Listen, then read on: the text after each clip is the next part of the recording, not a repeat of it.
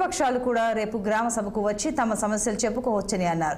కేంద్ర ప్రభుత్వం పేద ప్రజల కోసం పోషక పదార్థాలు కలిపిన బియ్యం పేదలకు ఇస్తుంటే వాటిని అడ్డదారిలో విదేశాలకు ఎగుమతి చేసి ద్వారంపూడి చంద్రశేఖర్ రెడ్డి కోట్లు సంపాదించాడని అన్నారు.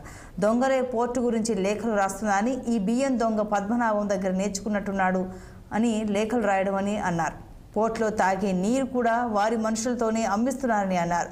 దొంగ వ్యాపారాలతో కాకినాడ పోర్టు పరువు తీసింది ద్వారంపూడేనని అన్నారు. బియ్యం దొంగలను ఎట్టి పరిస్థితుల్లోనూ వదిలే ప్రసక్తే లేదని, ప్రభుత్వం పేదలకు అందించే పోషక విలువలు ఉన్న బియ్యాన్ని అక్రమంగా రవాణా చేస్తే చొక్కా పట్టుకుని కొయ్యకు వేలాడదీస్తామని అన్నారు. న్యాయంగా వ్యాపారం చేసే వారెవరూ భయపడని అవసరం లేదని అన్నారు. ఈ పోర్టు ఈ ప్రభుత్వం వల్ల ఈ పోర్టులో ఉన్న వాళ్ళందరూ ఉపాధి కోల్పోతా ఉన్నారట. ఈ పోర్టులో నుంచి బయటికి షిప్పులు రావట్లేదట. దీనివల్ల పోర్టు దెబ్బతినేస్తుందంట. అంటే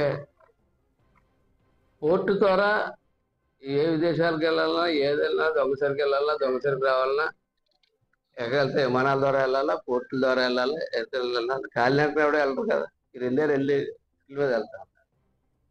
ప్రభుత్వం అన్న దానికి చిత్తశుద్ధి ఉంటే ప్రభుత్వం మామూలు ఎక్స్పోర్ట్స్లో చేస్తూ ఉంటుంది. ఆ చర్యలు ప్రభుత్వం తీసుకుంటుంది ఎప్పుడు.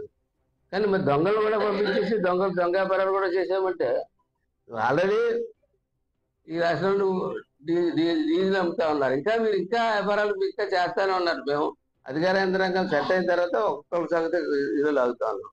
ఇవాళ త్వరగా మొత్తం లేఅవుట్లన్నీ మొత్తం తీసి జియో ట్యాగ్ చేసి నాన్ లేఅవుట్లన్నీ తీసి, ఎందుకంటే మహానగరాన్ని నిర్మిందామని చెప్పి మేము ఆలోచిస్తుంటే మీరు చుట్టూ నాన్ లేఅవుట్లు చేసేసి చండాలం చేసేసి చేస్తా ఉన్నారు. పవన్ కళ్యాణ్ లాంటి వ్యక్తి మనకి ఉప ముఖ్యమంత్రి మన పక్కన ఉన్నాడంటే మన శుభ్రమైన బ్రహ్మాండమైన లేఅవుట్లు చేసి బ్రహ్మాండమైన ఊరిని తయారు చేసుకుంటాడు.